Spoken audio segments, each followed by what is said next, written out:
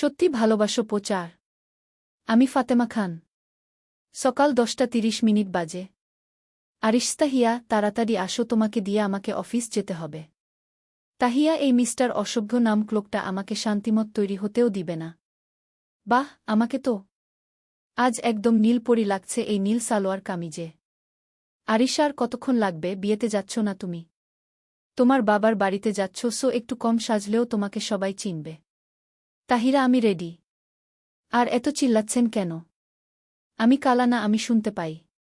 আরিশ কেমন আমার দিকে হা করে তাকিয়ে আছে, তারপর রান্নাঘরের দিকে পা বাড়ালাম। তাহিয়া মা, নীলিমা খান, আমি আর আরিশ ভাইয়া একটু আমাদের বাড়িতে যাচ্ছি, সন্ধ্যায় চলে আসব। নীলিমা, আচ্ছা যা। সাবধানে যাস আর তাড়াতাড়ি ফিরে আসিস। তাহিরাক, চলুন এবার যাওয়া যাক।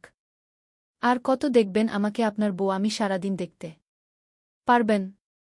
আরিশ, হোয়াট? আমি তাও তোমাকে দেখছিলাম, হাসালে। আমার তো বিরক্ত লাগছে, তোমাকে পুরাই হারপিক লাগছে এই নীল সালোয়ার কামিজ পরে।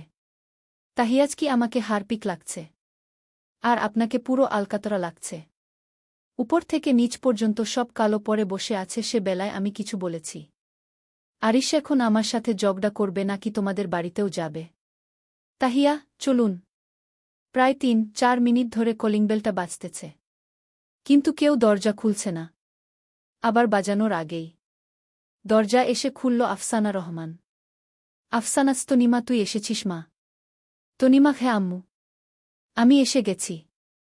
তোমাদের অনেক কষ্ট দিয়ে ফেলেছি মা। আফসানা, তোরা আগে ভিতরে আয়, পরে কথ। আফসানা রহমানকে বলতে না দিয়ে আরমান রহমান বললেন। আরমানজ, কি চাই তোমার? আমার মান সম্মান তো সব শেষ করে গেছ। আর কি চাই?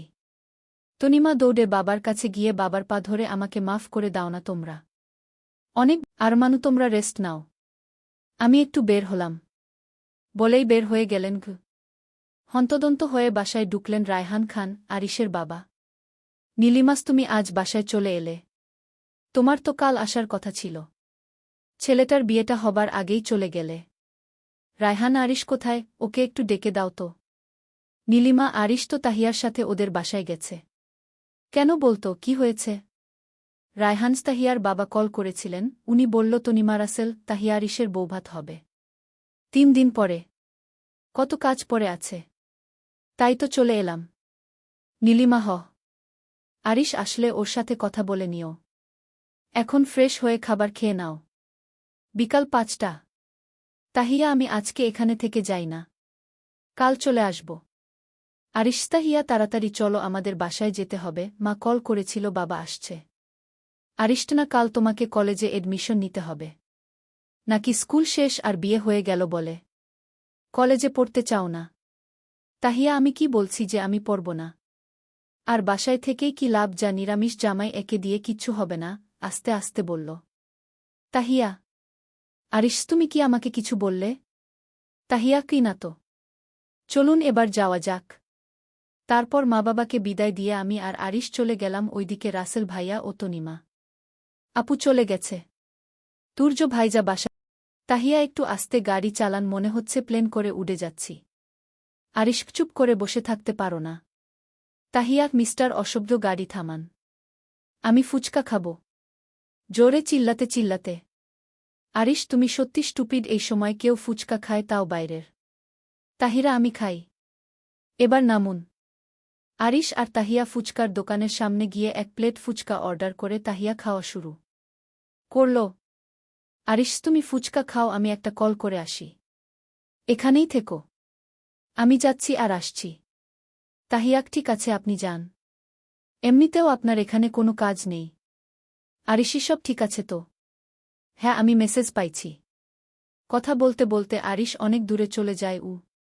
তাহিরাই, ফুচকা তো শেষ, তো আরিশ কই? ঠিক এই সময় রাস্তার অন্য সাইড থেকে একটা গাড়ি খুব দ্রুত এগিয়ে আসছে তাহিয়ার দিকে। তাহিয়া তো বোকার মতো দাঁড়িয়ে আছে। গাড়িটা যখনই তাহিয়ার কাছে চলে আসে, তাহিয়া চোখ বন্ধ করে চিৎকার করে উঠে। সেই মুহূর্তে তাহিয়াকে কে যেন হাত টেনে অন্য সাইডে নিয়ে যায়। তাহিয়া তাকিয়ে দেখে ফুচকাওয়ালা তাকে টেনে নিয়ে আসে, তার জান ফিরে আসে। তাহিয়া তাকিয়ে দেখে গাড়ির মধ্যে কালো মাস্ক পরা একটা লোক তাহিয়ার দিকে তাকিয়ে আছে। তাহিয়ার তাকে দেখে ভাবছে তাকে হয়তো তাহিয়া চিনে, কিন্তু তার আগেই গাড়ি নিয়ে পালিয়ে যায় লোকটা।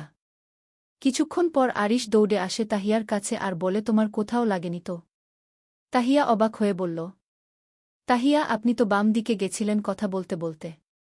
তাহলে ডান দিক থেকে কিভাবে আসলেন? আরিশ কি মানে ওই আর কি, গাড়ির পিছনে গেলাম ধরার জন্য, কিন্তু চলে গেল। তাহিয়াত, আপনাকে তো দেখলাম না গাড়ির পিছনে যেতে।